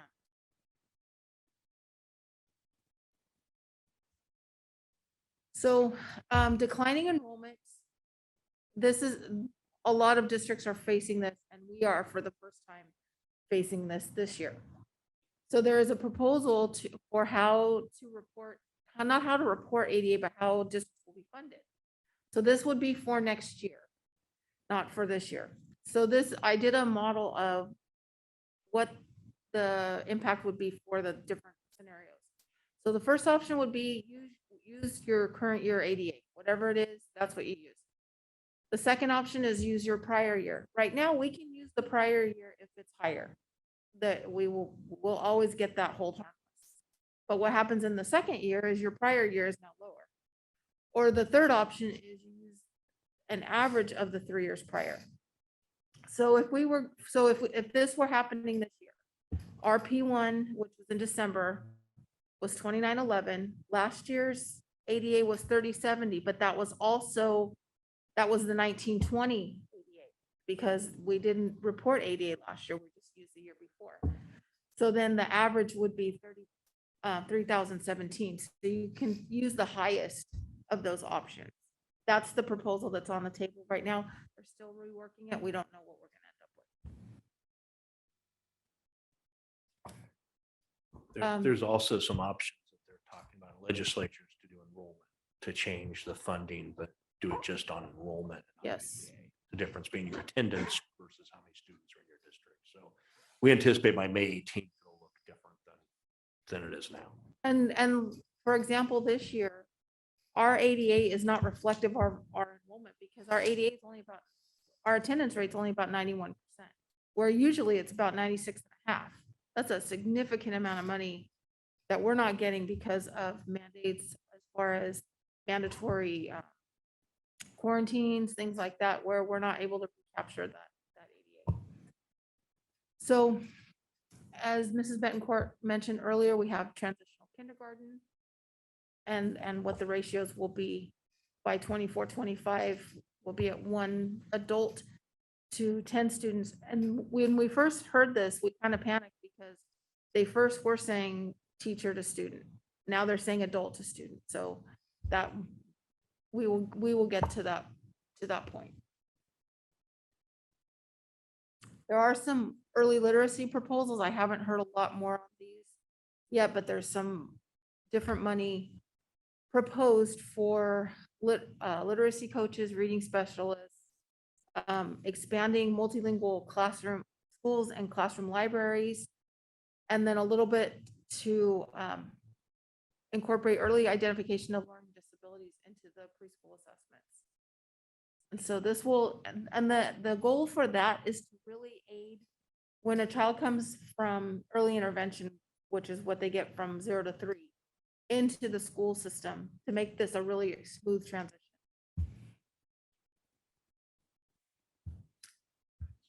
And you're going to hear a lot about the expanded learning opportunity, which is our credit, our elective hour. Yeah, so this is to provide 9 hours of instruction, and that starts at our 6 o'clock in the morning when we have our before school program. So that hour counts. Those 2 hours before school count toward the 9. So it is to provide a 9-hour day and access to this. So it will work in tandem with the ACES funding that we have. We'll really coordinate this to make a really broad program. With the ACES funding, we're funded on a limited amount of students that we can serve. This really opens that up. And it looks to be ongoing, and the focus will be TK through 6th grade. If we do everything we can do and we advertise and we make it available to everyone and we have enough funding left over, then we can expand it out from there. But our focus in the first round is going to be to make sure that we're getting all the TK 6th graders that want to go. School nutrition, they're putting a lot of money into this and really expanding universal access. I think California and Maine are the only 2 that are talking about universal access at this time, which basically continues what we're doing now and where every student eats free. Which means every LEA has to provide 2 meals. Right now, not every district is providing meals the way we are. We will have to apply for what we call community eligibility program, because what they want us to do is maximize our federal reimbursements first, and then the state will come in and backfill what they to make up the difference. There will be some one-time funding for infrastructure and equipment, and they'll also be doing more for the summer and expansion grants. Special education, they're proposing to increase the base rate to $820 per ADA. And the really good thing about this is that they're going to let the districts, it's going to be much more transparent, because there's going to be a lot more LEA input, not just at the SELPA level. It's going to be very clear, because right now the SELPA gets it, and then there's all these convoluted formulas, and it should trickle down to us. The ERMS money, the related mental health services, we're providing those already. We took that back. We took that over a couple of years ago from private providers. What do you call it? Sierra Vista, which was providing them for the SELPA, and they had very limited capacity. So we added mental health clinicians to be able to take this on for ourselves. Now that funding will come to us. And they want us to develop a special ed addendum to the LCAP. Yet another plan. And then some other funding for early education expansion, so that the classrooms can be really inclusive at the younger levels to really get the kids mainstream.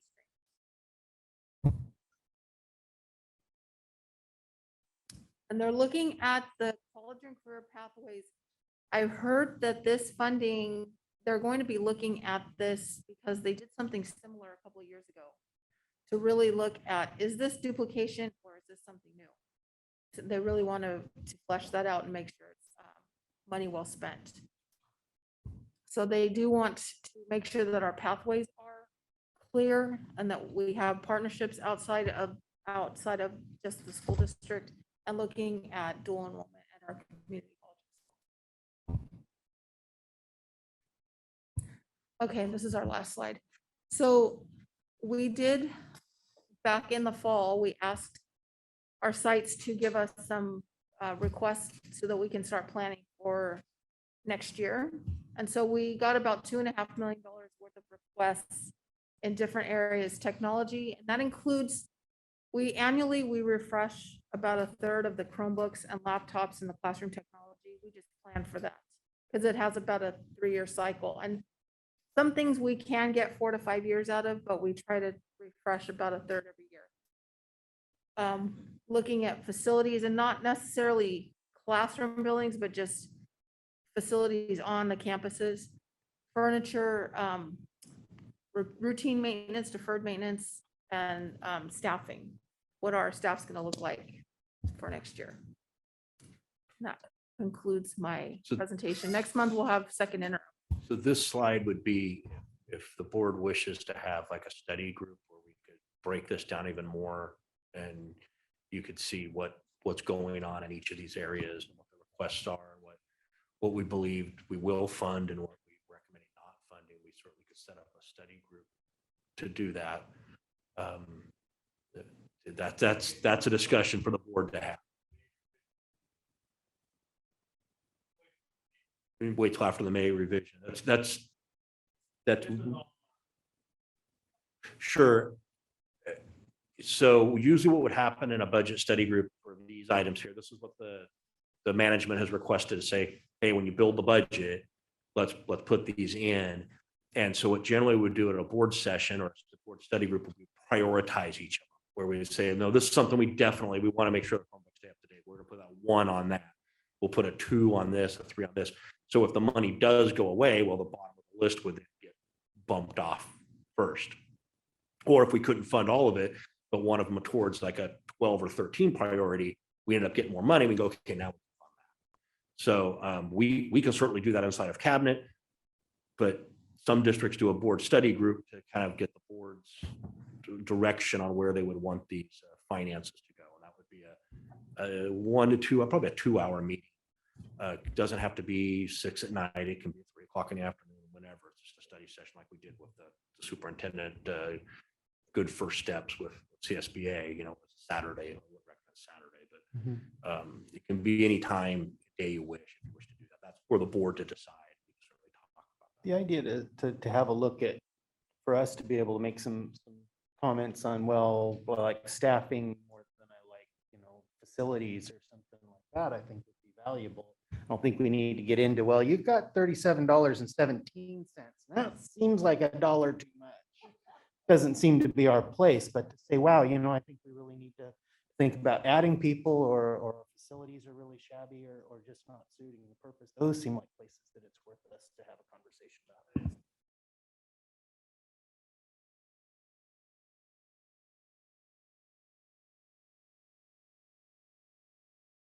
I think the idea. Everybody. This is kind of smoke and mirrors part of it. Yeah, unfortunately, every time Carolyn goes through a great deal of this, which makes it good for us. Yeah, and then all of a sudden we find out the numbers are all. Well, some of this will go through the LCAP process too. This will get ferreted through. And then once we have final numbers, some of these things we did look at because we do have some one-time money. So some of these are one-time costs, some of these are ongoing. So if there's some of these things that we could apply to the one-time funding, then we can pick some of those off too. It'll stabilize it a little bit, but no, he's right. I mean, as far as things could look very different in May than they do now. Millions of dollars disappeared literally within 10 minutes. So have I. So have I. Yeah, and the May revise is nice, but it's still not done until July or whenever the legislature is. When do you guys need those sorts of answers so that you can be ready for next school year. At some point, you've got to pull the trigger and issue a PO. Sure, and the system I've seen work exactly what I described is you almost speak in the hypothetical. You almost say, look, if we get, let's suppose we could fund everything. Now let's suppose 500,000 went away, which take off the list. Now let's suppose another 500,000 went away, which take off the list. And so then when that money accordions on you, you've already have the consensus of the board, and we could follow that. To answer your question, a lot of districts already done that study meeting. So as that money comes in fast and furious and May 18th hits, boom, it's good to go. A lot of the stuff too, that when the new budget year opens up, especially some of that deferred maintenance, we'd like to get going on that in July, because that's when we can do without impacting students. We get the new funds, we can work on that preventative deferred maintenance right away. And so having that ready to go is pretty helpful. It might be good to think about sometime in April, closer to the beginning of April, and like making the list of this is what we have, and this is what we'll take away first, second, third, Yeah. that type of thing, and prioritize it.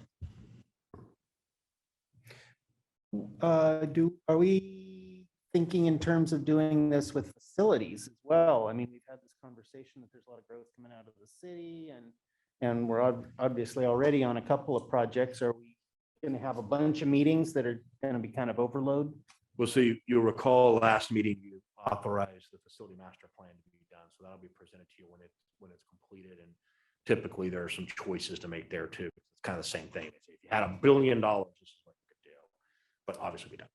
So that's almost at a board meeting separate of this. Those facilities would be the small, more daily stuff than grandeur of a big building or something like that. Thank you. Is the consensus of the board to table this until maybe April and then decide? Move on it. Make her look at it. Yeah. Yes. Okay. We should, towards the beginning of April. The beginning. Yeah. Yeah, the beginning, because I know you're not.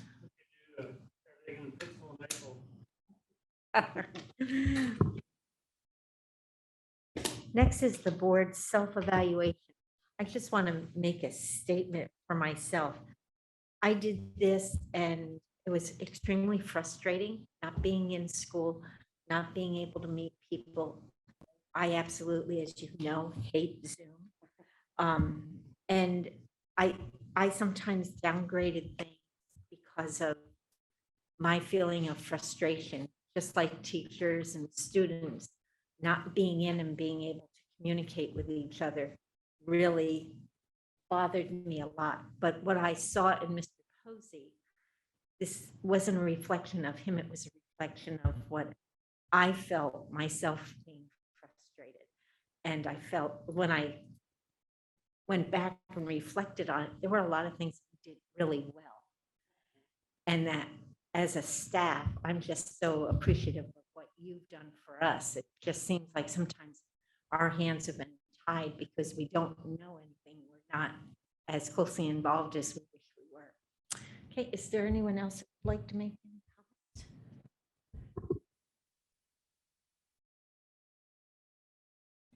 My comment is really on the idea of not just stopping tonight. We are really blessed. We came across a number at a CSBA meet or at the Association of School Boards meeting the other day. Like half of the board members in California are in their first and second terms right now. That they what? They're in their first and second year of their Oh. terms. The turnover of and the experience that's sitting up here. But at the same time, we certainly see our state's results and we see how many kids are ready to go thrive at a four-year college right out of Boris Stemba, and I feel like we could do a lot better. Mr. Posey came and he said, yeah, I made a couple of mistakes here. And in some reflection, I think that we can look back at some of the personnel decisions in the district office. I'm not very proud of some of the stuff that I approved and that we went on with. The team we have now is pretty great. I think back to some of the folks that have been here that I approved as a as a board member, I don't know that everybody we approved and nobody that's here now, but I don't know that we backed up the people in the sites at the level that the people in the sites perform.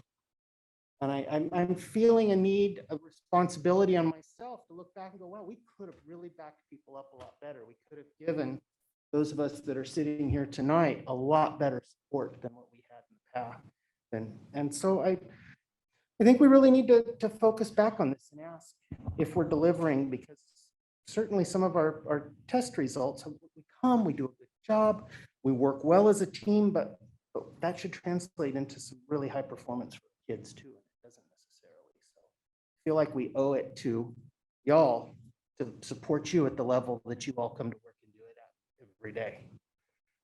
And so I hope that we continue to not just bury this document after tonight, but continue to look forward and think about what we can do better. Are there any other comments? Mr. Bizarre? Thank you. Next, board has some things that we have to do. We have to do some first readings for before and after school program. We have health screening for school entry and the head lice. So we'll be working on that. Action items, consent calendar. The consent calendar items are routine in nature and usually do not require board discussion. Individual items may be removed by board members and presented for discussion in separate action. The consent calendar will be adopted by a roll call vote. You want it to? No. Okay. Seconded. Mr. Bizarre? Aye. Mrs. Hurst? Aye. Mr. Snodderly? Aye. Mr. Wallace? Aye. Mrs. Conforti votes aye.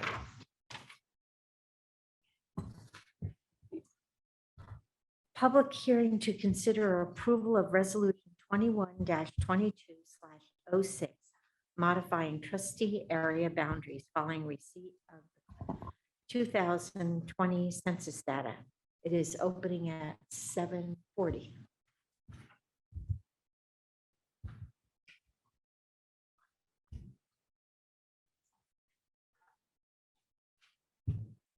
Anyone that would like to comment on that? No.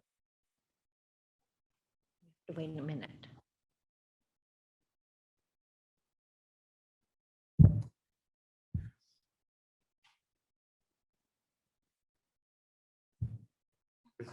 Did that?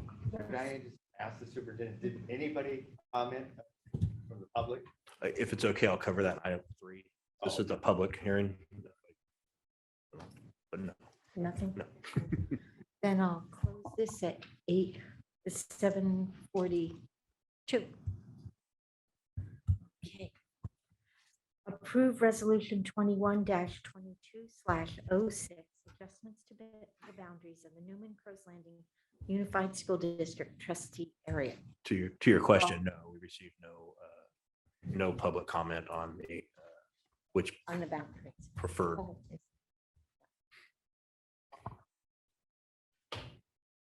Do I have a motion?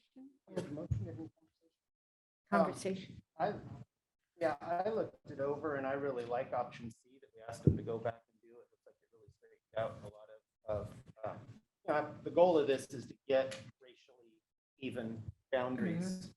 And the option C does that really well. And it also cleans up some gerrymandering that was in the previous option. So I would move that we accept the adjustments to boundaries of Newman Crows Landing Unified School District trustee area amended to show we are choosing option C. So moved. We all got it. Yeah. Wait. Mrs. Hurst, were you first? And Mr. Snodderly? Okay, Mr. Bizarre? Aye. Mrs. Hurst? Aye. Mr. Snodderly? Aye. Mr. Wallace? Aye. And Mrs. Conforti votes aye. It's passed 5-0. Approve initial sunshine proposal from NCLUSD to NCLTA for the 2022-2023 school year. May I have a motion to accept the sunshine proposal? I'll make that motion. Mr. Bizarre? Mrs. Conforti votes aye. Mrs. Hurst? Aye. Mr. Snodderly? Aye. Mr. Wallace? Aye. It passes 5-0. Approval of the 2022-2023 district calendar. A motion? Well, before we, if I may, there was 3 options presented to employees to vote on. Option 2 is what we went with, is what's recommended tonight, had less than 50% of the votes slightly. It was the highest of the 3 vote getters, but with plurality, it was slightly less than 50%. Again, this is a advisory vote, and the real difference between the 2 is option 2 gives a 3-week winter break. For administrators, that 3rd week will be paramount. We will work it, and it'll be paramount in planning the next school year. So, even if it was close, I would say for operation betterment, that we take that extra week. Again, the 2 union labor groups would get that week, but management would work at least 3 days of it so that we could plan for the rest of the school year. It was kind of a scramble this year coming back. Also worth noting, on this calendar, it reduces the number of collaboration days. A Monday collaboration day, 6/12. We do understand and recognize that there is an effects bargaining that has to go on with that. That is that we're within our rights under the collective bargaining agreement to reduce those days, but the unions can bargain the effects of the reduction of those days. So it's not a question whether those days get reduced, only the effects becomes what's called effects bargaining. And we welcome that with both labor. So we contacted them and said we're welcome to enter into those. So that's where we're at with the action item 5. Okay. So moved. Okay. May I have a second? Second. Mr. Bizarre? Aye. Mrs. Hurst? Aye.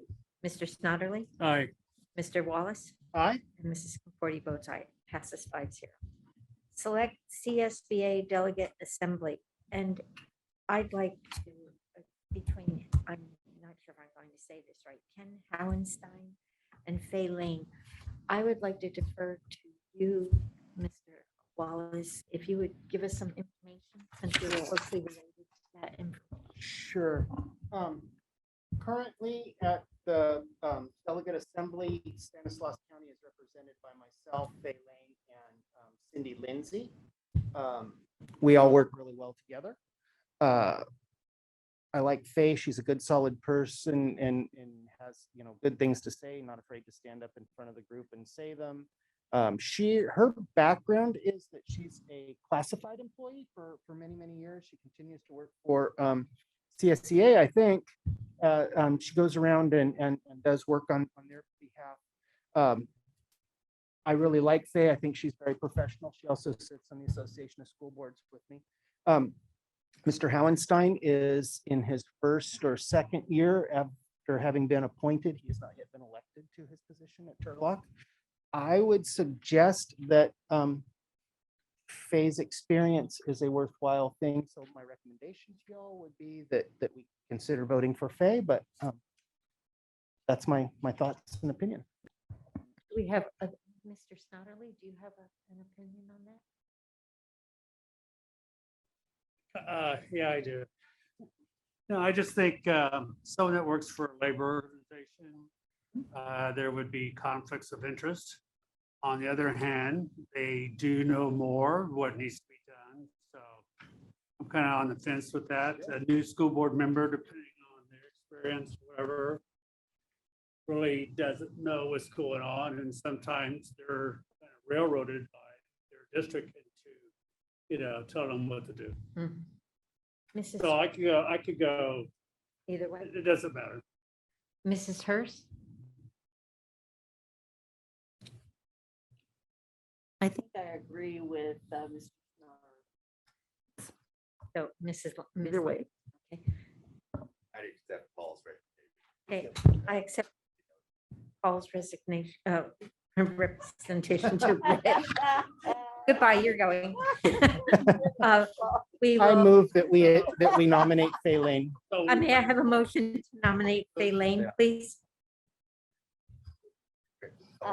I'll second. Okay, Tim. Who did you have the second, Mrs. Conforti? Tim and Mrs. Hurst. Yeah. Mr. Bizarre. I made the motion. Paul made the motion. I second. Okay, wait, motion by Paul, second by Mrs. Hurst. Okay. Mr. Bizarre, Aye. Mrs. Hurst, Aye. Mr. Snodderly, Aye. Mr. Wallace, Aye. Mrs. Conforti votes aye. No, only because there's not a whatever. We all needed that, right? Okay, here we go. Right in. Except, sorry, I'm gonna say. No, it's an important organization. And over the years, the 30-something years I've done this, you get like 2 names at a board meeting.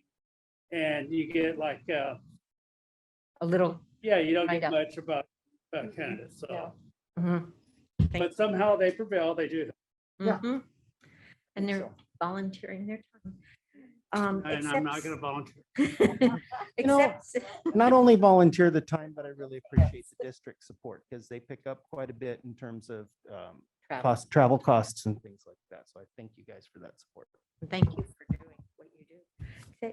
Accept start reports for West Side Valley High School, North Stimba High School, Yolo Middle School, Bonita Elementary, Hunt Elementary, Bird Barrington Elementary, Foothill Community Day School, and Von Renner Elementary. Does anybody have any comments? Okay, may I have a motion? So moved. May I have a second? I'll second it. Mr. Bizarre? Mrs. Hurst? Aye. Mr. Snodderly? Aye. Mr. Wallace? Aye. Mrs. Conforti votes aye. Passed 5-0. Future agenda items, second term budget. Again, and Mr. Posey. Well, thank you. We're in the final stretch. The 100th day came and gone. If you showed up to district office on that 100th Hey, day, I got a first question. for the wear. Yeah, all you people dress up like me. I didn't have the hair, Mr. Snodderly, I promise. You invite me. It was a fun day. We walked around, the district office dressed up Really? as if we were 100 years old or something, and walked around to the schools, and I got a couple hugs from students who I thought that was their grandpa or something. They were feeling sorry for you. It was a fun day, but more importantly, it's kind of marks that for us that, that was what, 2 weeks ago. So we're now 70 days left, and our teachers are doing an incredible job. I just want to thank the administrators, classify the teachers. Yeah, Beyond the Bell after school program it's amazing. I mean, I could tell the year has been a tough one. I do believe there's light at the end of the tunnel. I hope it's not a train, but I do believe that with the announcements today on the mask lightening up, that we are going to see a better time ahead real soon. We are making plans for our promotion graduation ceremonies. They'll be on site at YOLO and OHS. So YOLO will host their promotion ceremony at their campus, and OHS, of course, for the graduation. Read Across America is March 2nd. If you wish to read to one of our classes, please let Mrs. Fox know, and we'll get you scheduled.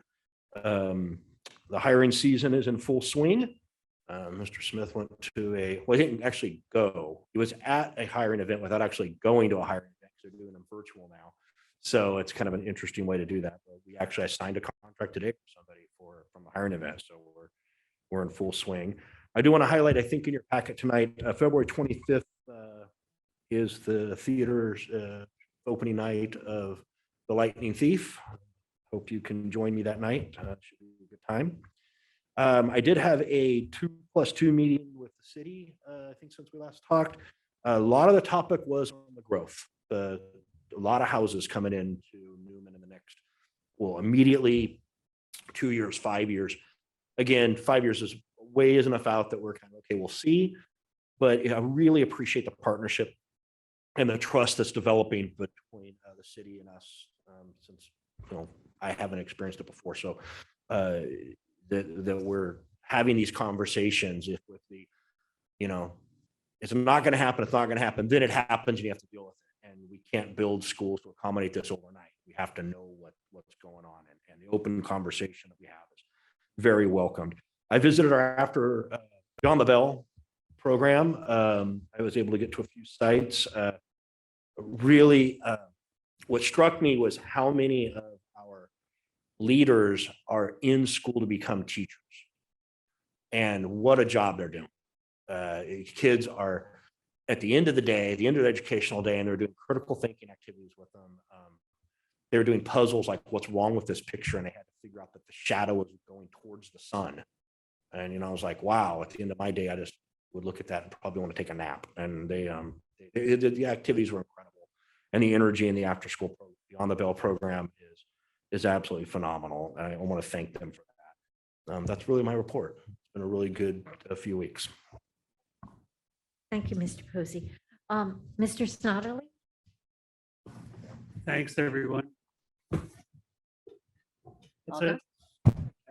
You're done. Okay, this is hers. It's been a long night. Enjoy this. Nothing but thanks. Mr. Wallace? Brittany, do I have all my facts right? You're here representing CSEA? Thank you very much for giving up your time to come and do that. And then thank you for all the rest of you staff that worked hard all day and then came. The update on what's going on. Had an Association of School Boards meeting recently. We are planning to go ahead. I think it's April that we're holding our trustees dinner. I will be missing because y'all are sending me to Washington to beg our legislators. But Capital Group, Jack O'Connell and his folks will be there. They'll be talking about a lot of the money and the like transitional kindergarten. There were 3 topics that they were going to cover, but real topical topics for what you guys are facing coming up. Usually students, board members are invited to attend that as well.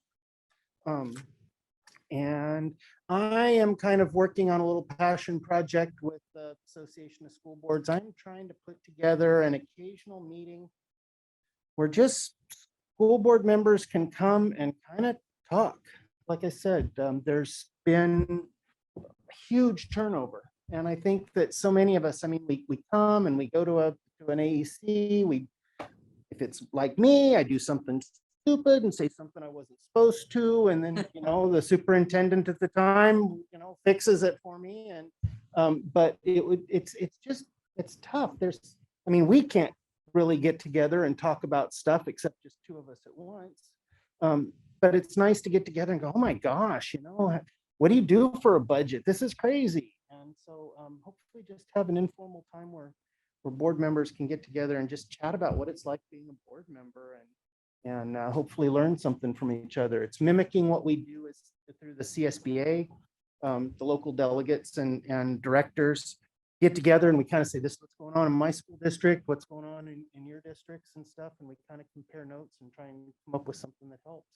Now, Paul, if say 3 of us went to that meeting today. It is a meeting of another organization, so you are allowed to do that. That would be just like if we say went to the county planning commission to ask them about, you know, a road they were putting in, or So it doesn't the have, 5 of us could, yeah. Now, we can't sit there in that meeting and say, hey, let's agree to all do this. That would be a definite violation of the Brown Act, but you are allowed to go to a meeting of another organization as part of your Brown Act liability.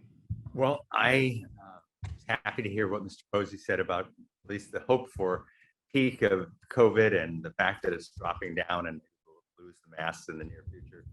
As a parent with a child still in a school district, at first I would get the notices from the school.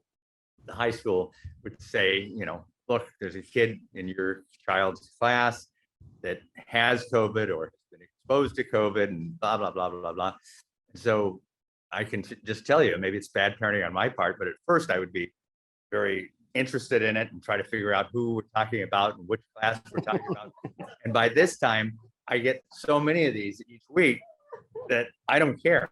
I mean, it's a sad thing to say, but I don't care.